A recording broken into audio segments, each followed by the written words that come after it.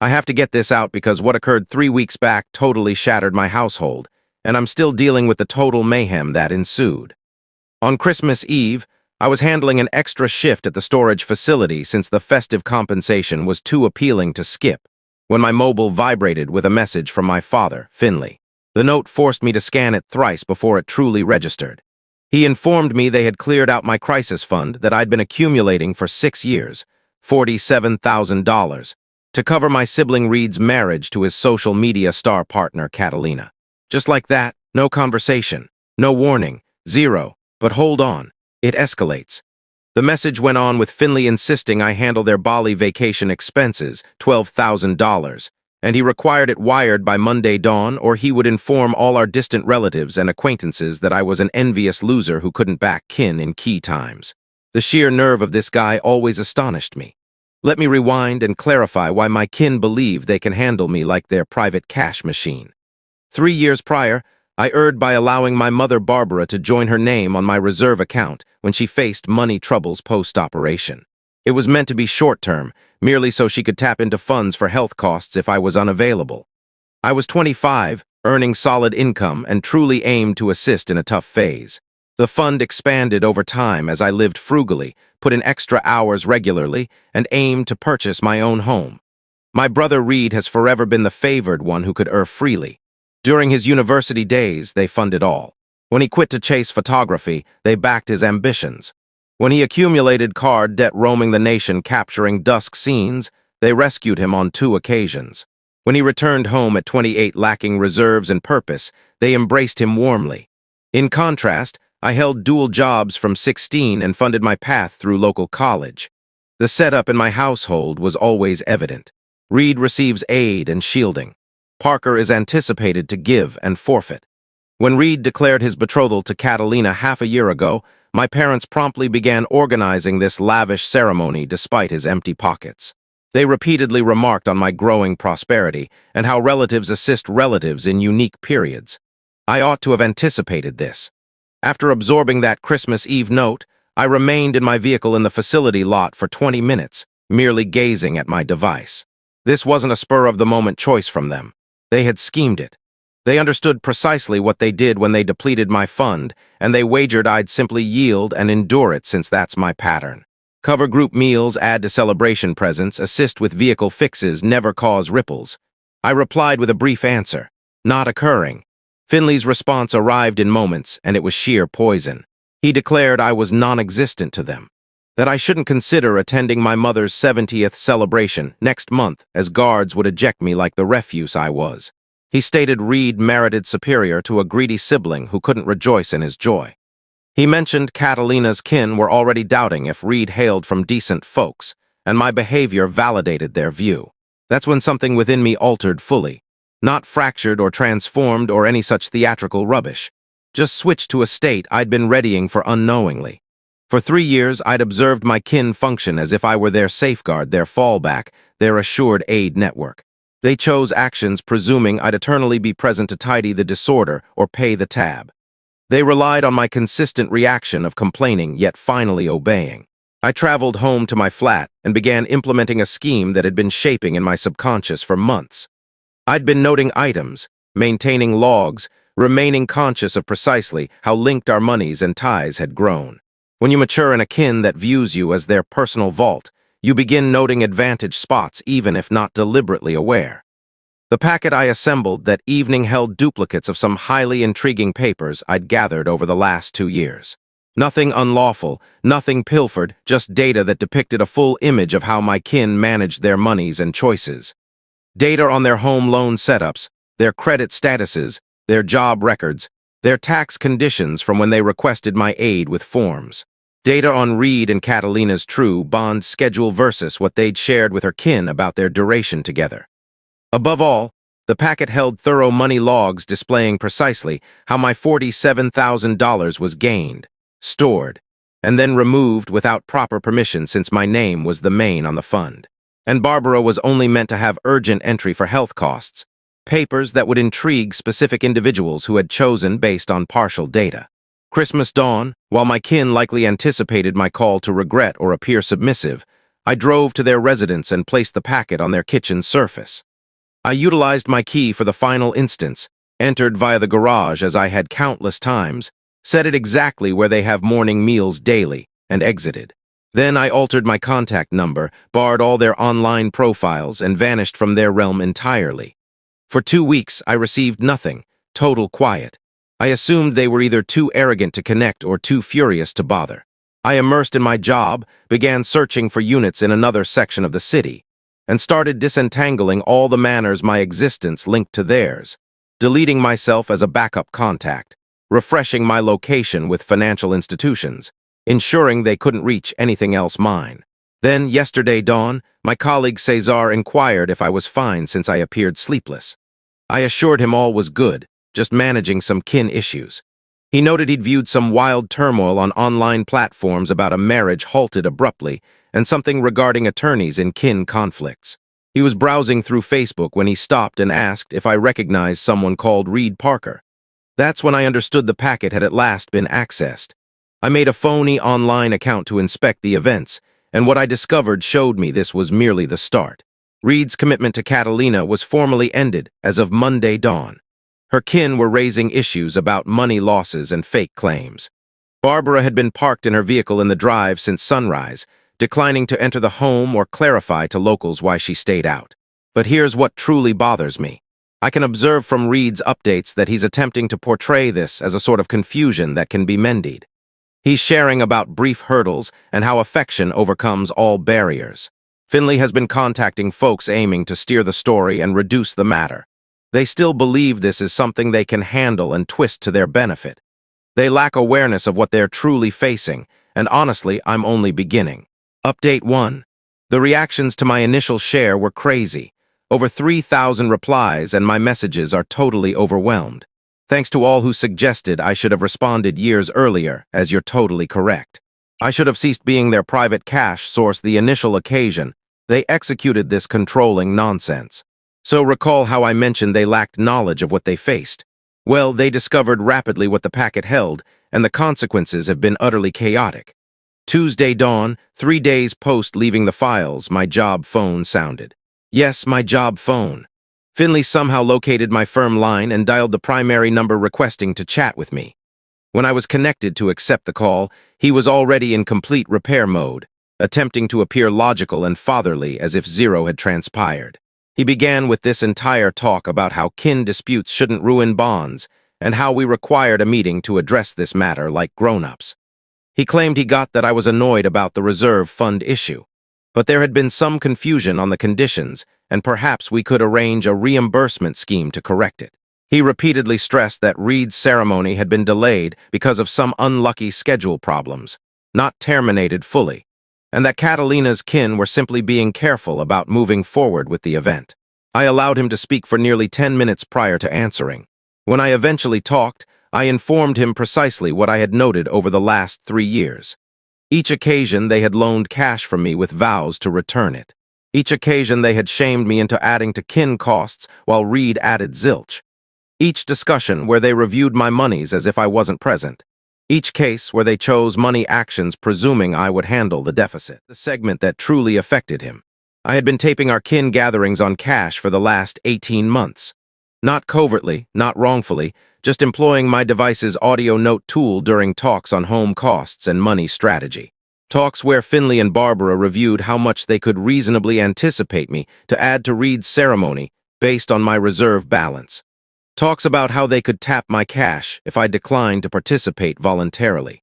The packet held summaries of those tapes plus duplicates of all the bank logs displaying how my cash had been shifted, and files of Reed and Catalina's real living setup versus what they had shared with her kin about their money security and bond schedule. When I completed detailing what I had noted, there was this extended quiet before Finley began speaking again. But this time, his manner fully altered. He claimed I had misread the kin setup and that guardians sometimes must choose tough actions on assets that grown kids might not completely value. He claimed Reed was experiencing a shift phase and required aid to establish with Catalina, while I was already steady and prosperous enough to endure short-term issues. He kept claiming the tapes were removed from setting, and that distributing private kin money talks with strangers was a breach of confidence that could harm all our bonds forever. He claimed Barbara was crushed that I would betray the kin's secrecy over cash, particularly when they had eternally backed my aims and rejoiced in my successes. This is where I began chuckling because the sheer nerve was overwhelming. I informed him I hadn't distributed anything with strangers yet. I had merely supplied files to the folks who were immediately impacted by their money choices. Particularly, I had dispatched duplicates of all to Catalina's guardians, displaying them precisely what sort of money base Reed truly had for aiding their child. The quiet that ensued was likely the longest break I've ever experienced on a call. When he began speaking again, Finley was entirely different. He claimed I had overstepped a boundary that couldn't be reversed, and that my deeds were going to ruin not just Reed's bond, but possibly his whole future with Catalina's kin. He claimed they were already posing queries about Reed's job record and money-handling abilities, and that my files had verified their worst doubts about our kin's dependability. He informed me Reed had been attempting to contact me for 2 days continuously, dialing my former number and texting me on every site he could imagine. Reed evidently spent Monday evening cruising around the city searching for my flat, which was amusing because I had already relocated to a totally different zone the week prior to Christmas. Reed was informing all that this was all a confusion and that he could repair the matter if I would just converse with him straight. But here's what truly pushed Finley to the brink. I had also added files about their home loan condition. See, for the last 2 years, my parents had been battling with their residence payments and had restructured twice to maintain costs.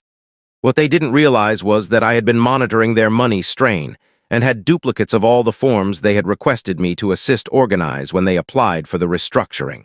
The packet included a thorough analysis of their monthly costs versus earnings, displaying precisely how much they had relied on my additions to sustain their way of life. It displayed that without my routine money aid, they were roughly $800 deficient each month on basic home costs. When I referenced this to Finley on the call, he totally exploded. He began shouting about how I was attempting to ruin the kin from envy and greed. He claimed I had eternally been bitter about Reed's bond with Catalina and that I couldn't tolerate viewing him content and established. He claimed my deeds proved that I had never truly valued kin harmony and that I was ready to wreck everyone's future over cash. I remained fully composed and informed him he was mistaken about my reasons. I claimed I wasn't acting this way due to envy or bitterness. I was acting this way because I was weary of being viewed as their contingency and money cushion without any regard or thought for my own aims. I clarified that I had spent 3 years observing them choose actions based on the presumption that my cash and aid would eternally be ready to tidy their errors. I had noted each case where they had offered my assets without inquiring. Each occasion they had committed to things they couldn't afford while anticipating me to cover the gap. Each talk where they reviewed my monies like they were shared assets. Finley attempted to cut in multiple times, but I continued speaking.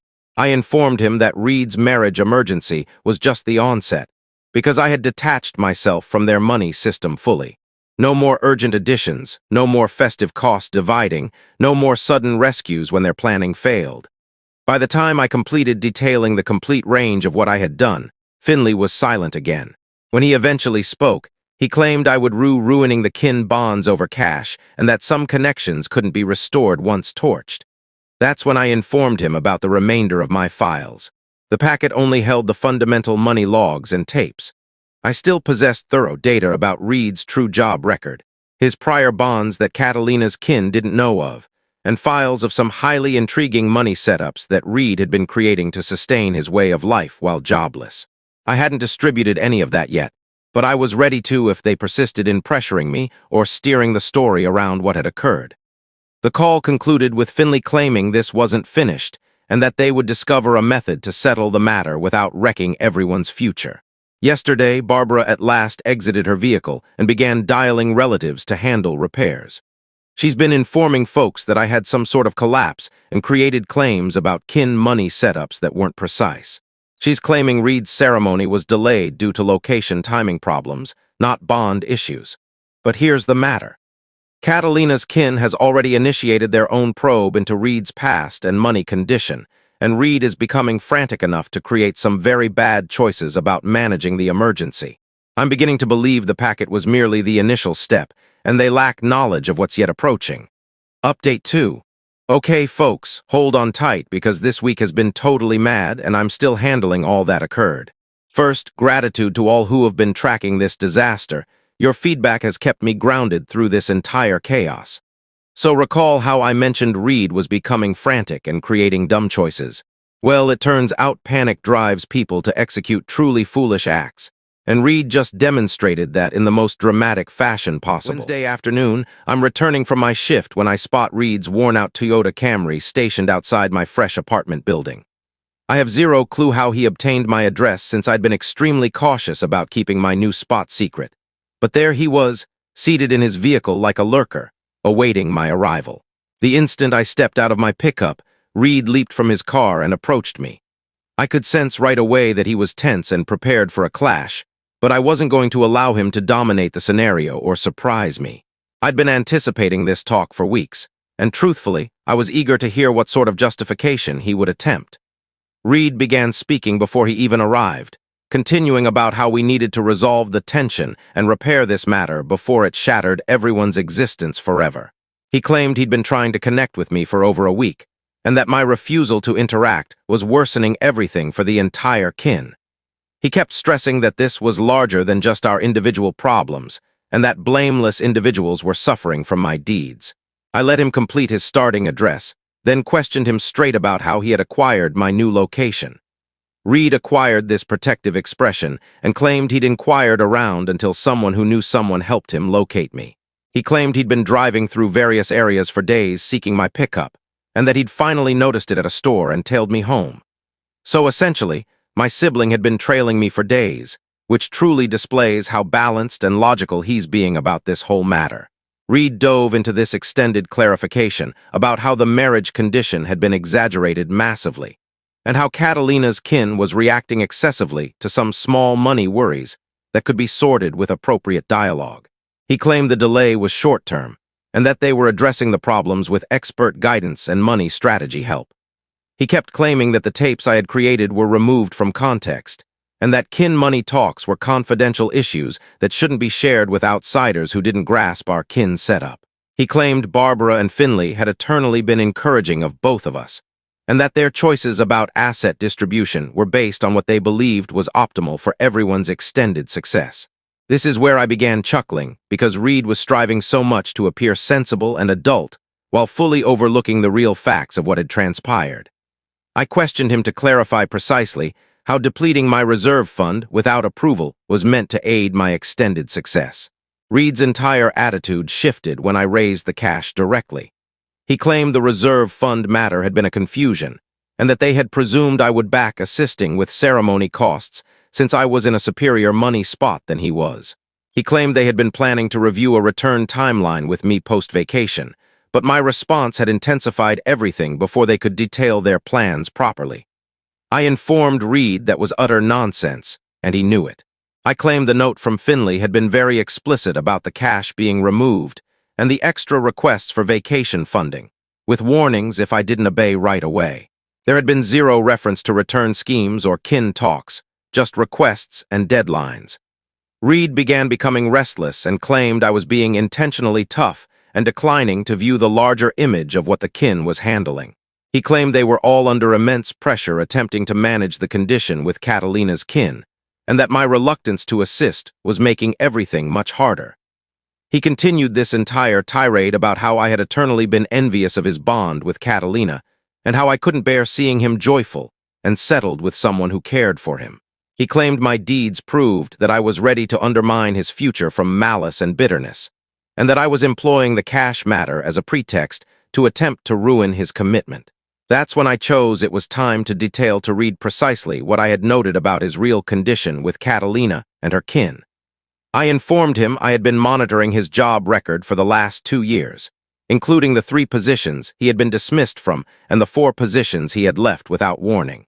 I had files of his real earnings versus the earnings he had been stating to Catalina's kin when they inquired about his money security and work outlook. Reed's expression became totally pale when I referenced the job logs. He began stuttering about how position changes were standard for folks in artistic areas, and how he had been developing his collection and connecting while seeking the correct chance. He claimed Catalina grasped that he was between roles temporarily and that her kin backed his business dreams. I informed him that was intriguing because based on my files, Catalina's kin had been informed that Reed was working full-time as a photography advisor for a promotion company and that he was making about $60,000 yearly. The truth was that Reed had been handling sporadic independent photography tasks that generated perhaps $300 monthly on average. But here's the segment that truly drove Reed into alarm state. I also possessed duplicates of Reed's credit summary and bank logs from when he had requested me to assist him apply for a vehicle loan half a year ago. His credit rating was in the low 500s. He had over $15,000 in card debt, and his checking fund had been negative 11 times in the prior year. Reed began speaking really quickly, attempting to clarify how his money condition was bettering and how the ceremony costs were an investment in his future security with Catalina's kin company links. He claimed her dad had proposed chances for him to join their import enterprise, and that the union would position him for extended money success. I questioned Reed if Catalina's kin knew about his credit condition and debt burden when they were assessing his capacity to aid their child financially. Reed became protective and claimed his past money errors weren't pertinent to his future income potential, and that credit ratings were just figures that didn't mirror someone's real skills or personality. That's when I informed him about the additional files I had been preserving. For the last 18 months, I had been monitoring Reed's real living condition and bond schedule with Catalina. I had logs of when he had relocated back home with our parents, how long he had been jobless before encountering Catalina, and the schedule of when their bond had truly begun versus what they had been sharing with her kin. Reed and Catalina had been informing her parents that they had been united for 2 years, and that Reed had been money secure throughout their bond. The truth was that they had connected 8 months ago at a pub, when Reed was fully penniless and residing in our parents' lower level, and that their whole bond had been constructed on Reed feigning to possess money security and work outlook that didn't exist. I had captures of Reed's online shares displaying him at home with our parents up until 10 months ago, bank logs displaying when his last consistent job had concluded, and files of precisely when he had begun obtaining money aid from our kin to sustain his way of life while courting Catalina. When I completed detailing what I had noted, Reed was fully silent for nearly a complete minute. When he at last began speaking again, his entire method had altered fully. He wasn't attempting to appear logical anymore. He was becoming furious and blaming. Reed claimed I had overstepped every conceivable boundary by probing his personal existence and gathering data about his bonds and monies. He claimed my conduct was fixated and revengeful, and that typical siblings didn't monitor each other and note private data for future use against the kin. He claimed I was ill for spending years scheming to ruin his joy, and that my deeds proved I had severe mental issues that required expert assistance. He claimed the entire kin was beginning to recognize that I had eternally been unstable and controlling, and that they should have spotted the indicators sooner. I remained fully composed, and informed Reed he was mistaken about my reasons and approaches. I clarified that I hadn't been monitoring or probing. I had been attentive to the kin's money setups because I was weary of being exploited and wanted to comprehend precisely how much my kin was relying on my additions. I claimed his current emergency was the direct outcome of his own selections to construct a bond based on falsehoods about his money condition and work outlook. I claimed I hadn't generated his issues.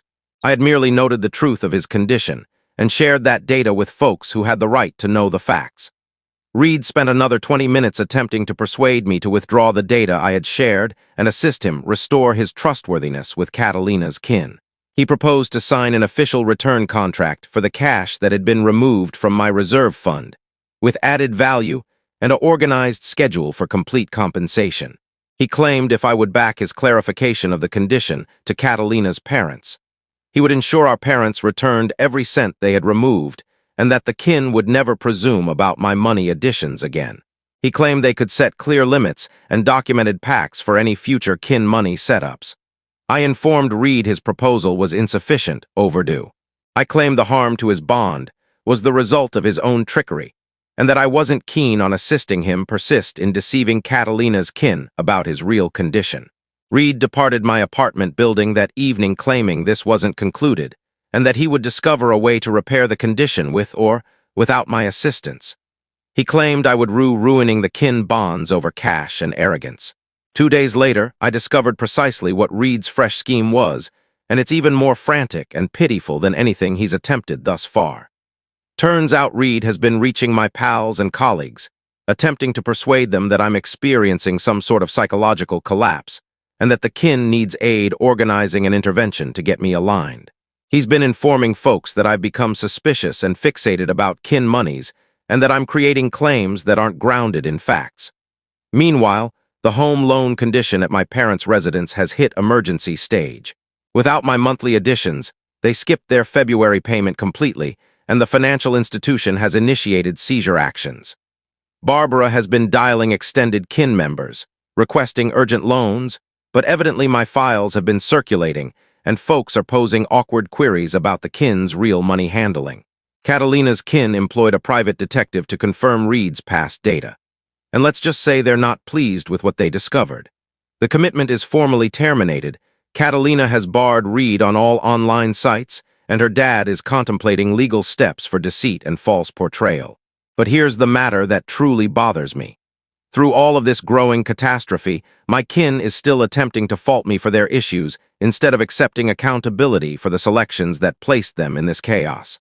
They're about to discover that I've been preserving the most crushing data for last.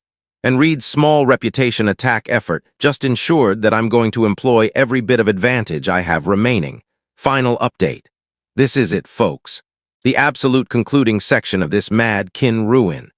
And I must say, observing everything fall apart precisely as I orchestrated it has been the most gratifying event of my grown life. The genius tactic of informing my pals and colleagues that I was experiencing a mental collapse failed in the most dramatic manner possible. My colleague, Cesar, who I referenced earlier, approached me straight and informed me what Reed had been claiming. Evidently, Reed had located several folks from my job and initiated this entire effort about how I was fixated with kin money conditions and creating suspicious claims that weren't based in facts. But here's where Reed's scheme went totally awry. When Cesar questioned me about it, I displayed him duplicates of the bank logs proving the $47,000 had truly been removed from my fund. I displayed him the captures of the original notes from Finley requesting the vacation cash, with warnings included. I displayed him the home loan papers proving my parents had been relying on my monthly additions to prevent seizure. Cesar examined everything and claimed Reed was either fully delusional or intentionally deceiving about the condition. He proposed to correct the facts with anyone Reed had reached, and that's when I understood this was the ideal chance to disclose the concluding piece of data I'd been preserving. For the past 3 years, I had been the one jointly signing loans and credit requests for my kin members. When Barbara required the urgent credit extension for her health costs, I jointly signed. When Finley needed to restructure the residence, I jointly signed as reserve income confirmation. When Reed required the vehicle loan half a year ago, I jointly signed because his credit was trash. What my kin didn't comprehend was that jointly signing entitled me legally to access all the account data and transaction records for every money product I had assured. I had been getting monthly logs and alerts for every loan payment, every card charge, every home loan transaction for 3 full years. I had files displaying precisely how my parents had been expending cash while asserting money difficulty.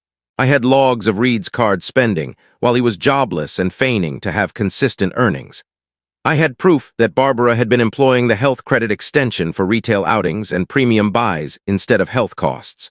But most crucially, I had thorough logs displaying that my kin had been methodically deceiving lenders about their earnings and costs for years, using my money data as reserve confirmation, while never planning to involve me in their real spending choices. When Reed initiated his reputation attack effort, I chose it was time to share this data with the folks who had been deceived. I reached every lender, every financial institution, every money entity that held loans or credit packs with my kin members. I supplied them with thorough files displaying the differences between what my kin had stated as their money condition and what their real spending habits showed. I officially requested deletion of my name from all jointly signed packs, based on false portrayal of the planned use of credit and failure to involve me in money choices that impacted my legal responsibility. I supplied evidence that my joint signature had been gained under false claims and that I had been excluded from awareness of how the credit was being used. The reaction was instant and crushing. Within 48 hours, Barbara got notice that her health credit extension was being demanded immediately due to false portrayal of planned use and failure to uphold agreed account standards. The complete balance of $11,000 became payable instantly, with no reimbursement options offered. Finley got alert that the home loan restructuring was being examined for possible deceit due to differences in stated earnings and home money handling. The financial institution halted all automatic payment handling and demanded instant files of real home earnings versus stated earnings for the past 24 months. Reed's vehicle loan was promptly demanded for full payment based on false portrayal of job status and failure to uphold coverage that met the loan standards. His vehicle was seized within a week, but I wasn't done yet. I also reached the private detective that Catalina's kin had employed to confirm Reed's past. I supplied him with full files of Reed's real job record, his true credit condition, and most crucially, thorough logs of every falsehood Reed had stated about his money security and work outlook. The detective was stunned by the extent of Reed's trickery and questioned if he could share the data with Catalina's kin as part of his formal summary. I informed him definitely, and that I would be pleased to supply verified statements confirming the precision of all files if they chose to pursue legal steps. 3 days after I shared the data with the detective, Catalina's dad contacted me straight. He expressed gratitude for supplying accurate data about Reed's condition and claimed they were considering several legal choices for